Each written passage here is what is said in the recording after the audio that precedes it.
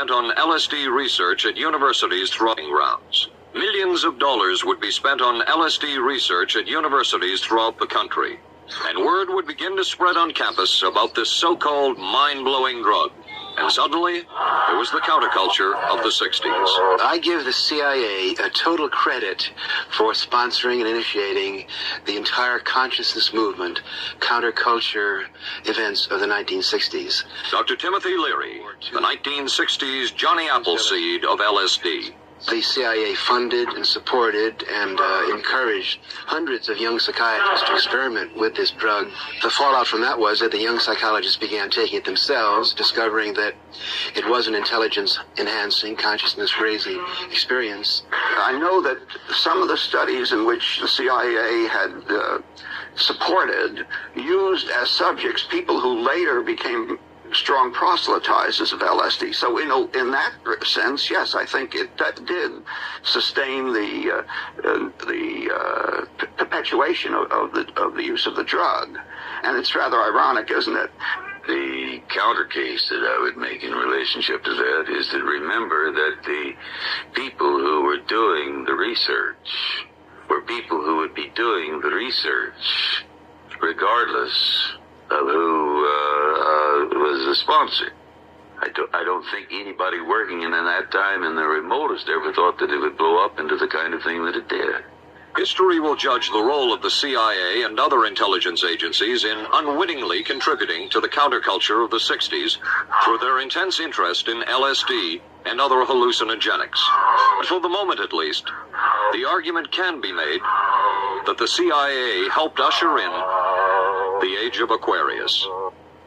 Covering a span of history such as we are in this report, one can get sidetracked by the so-called glamour and mystery of espionage work, or by the exotic qualities of some drugs. But what you can't lose sight of is what all of this would mean in terms of individual human beings. There would be deaths, there would be long-lasting and harmful effects. The best-known case is that of this man, Frank Olson, a chemist employed by the Army Chemical Corps, who in 1953 was slipped LSD unknowingly at a meeting with CIA officials. Shortly after that, Olson went into severe depression. He ended his life at this New York hotel by diving through a shaded closed window in his 10th floor room. Frank Olson was the first known fatality in the CIA's LSD program. Olson left behind a widow Alice and 3 children, but it would be years before they learned the real story of his death. Shortly after his suicide, Alice Olson was visited by Dr. Sidney Gottlieb, the man who had administered the drug, and by Robert Lashbrook, his deputy, who was the last person with Frank Olson the night of his death. It was probably to check me out and see whether I was handling myself and handling the situation, whether I was hysterical. And I'm sure they left the house feeling ever so much better because I had been gracious and hospitable to them, so that I must have played right into their hand and made them feel fine. 23 years later, how did you feel about that meeting? My anger was unbelievable at how I had been duped for this length of time, and the anguish which was unnecessary. Anyone who knew during all of those years never told Alice Olson the real story of her husband's death. She would discover it by accident more than 2 decades later. In essence, it was a 22-year-long cover-up. Lyman Kirkpatrick was Inspector General of the CIA at the time of Frank Olson's death.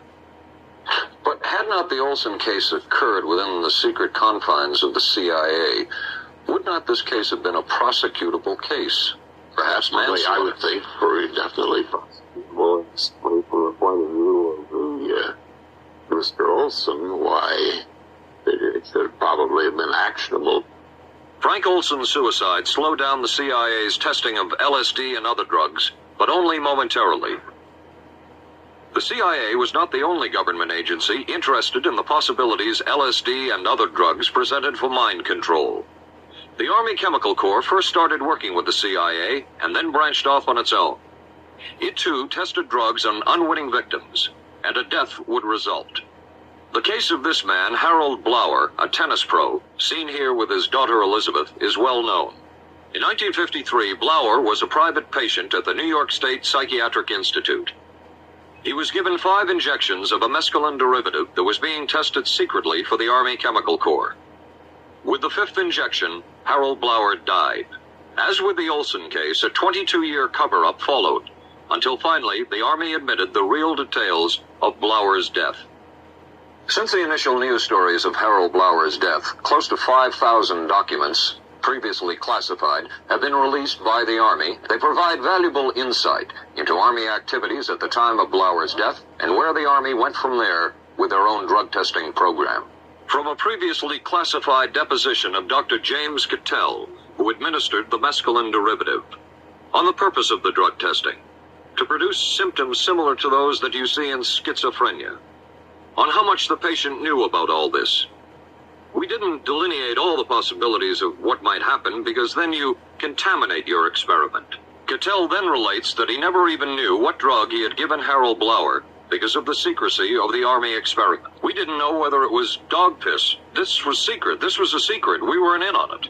We asked Blower's daughter Elizabeth for her reaction. How can anybody react to that? I mean, that is so far from what you'd expect from a human being, never mind a doctor, never mind a professional specialist who's supposed to care about people's minds. It's unbelievable. A suit filed by Elizabeth Barrett against the Army Chemical Corps is now pending in federal court. Other Army experiments continued on mental patients around the country. Work done at the Tulane Medical Center in New Orleans involved several drugs, hallucinogenics, and electrodes implanted in the brain. Was this patient aware that she was being given LSD? Yes, I mean, they were told that they would be given some medications, and they should have Specifically LSD? Well, we told them, I don't think that they would have even known what LSD was then at the time. They were told that they would be given some medications which might make them feel worse. Dr. Monroe, what do you think the Army Chemical Corps was looking for? An incapacitating agent, an agent that would not harm the person permanently, but would incapacitate them temporarily. That seemed like a humanistic way to wage a war, if war is necessary. When James Thornwell was given LSD by Army intelligence in 1961, this time it was no experiment. This time the express purpose was to peel back Thornwell's brain to bear any secret within it. This was to peel back Thornwell's brain to bear any secret within it. The express purpose was to peel back Thornwell's brain to bear any secret within it. This time, the Army had gone operational. Thornwell was an Army private stationed in Orléans, France. Classified documents were missing from his unit. Thornwell became a suspect. His 2.5-month interrogation included administration of sodium pentothal, hypnosis, isolation, and deprivation of sleep. Army documents refer to this interrogation as conventional. Despite this severe questioning, Army intelligence was getting nowhere with Thornwell, and it was decided to slip him LSD. For 16 years, Thornwell never knew what had hit him. Tell me about the acid. I'd rather not. It's a bad trip. That was a bad trip. The pain was so excruciating. Felt like somebody was sticking me with 1,000,000 pins. Just everywhere. Oh, it just... Ow.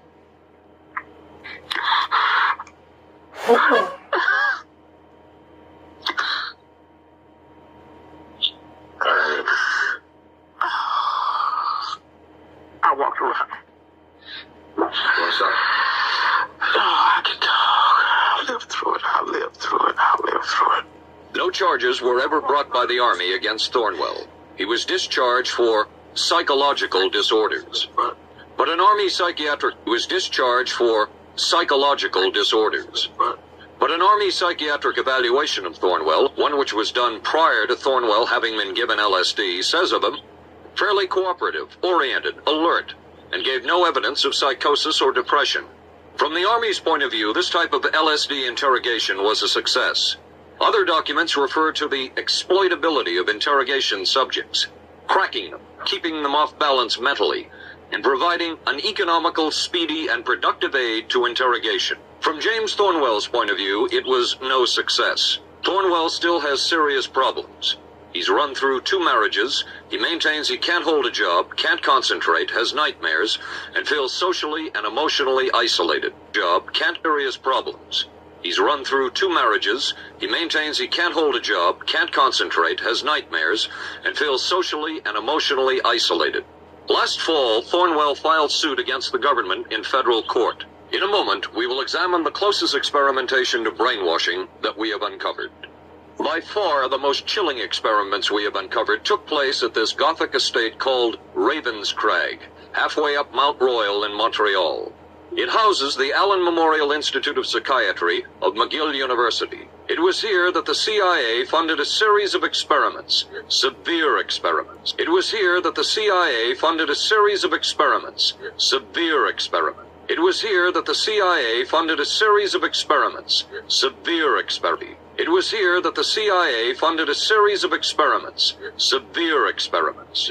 The work was done by the Institute's then director, Dr. Ewan Cameron. It is the closest experimentation to brainwashing yet disclosed. His work, unprecedented in psychiatry, consisted of 3 areas which he called sleep therapy, psychic driving, and the ultimate depatterning. Dr. Maurice Dongier, current head of the Allen Memorial Institute. In his psychic driving, so-called type of therapy, he would give the patient intensive electric treatment in order to make the patient regress deeply, become forgetful. And then he would attempt to implant new ideas in the mind of the patient. Now, to a layman, it would appear that Dr. Cameron was trying to take the slate and what new ideas, and then he would attempt to implant new ideas in the mind of the patient. Now, to a layman, it would appear that Dr. Cameron was trying to take the slate and wipe it clean, the slate being the mind. In other words, brainwashing. Exactly, that's a very good comparison. Brainwashing. Yes. Right. Val Orlico of Winnipeg, Canada, the wife of a member of the Canadian Parliament, was a patient of Dr. Cameron's. She entered the Allen Memorial Institute because of severe depression. She describes for the first time publicly the LSD therapy and psychic driving treatment that she was given by Dr. Cameron. And then the drug began to take hold very rapidly because it was an IV injection. And things became very furry and very frightening. Things became very furry and very frightening.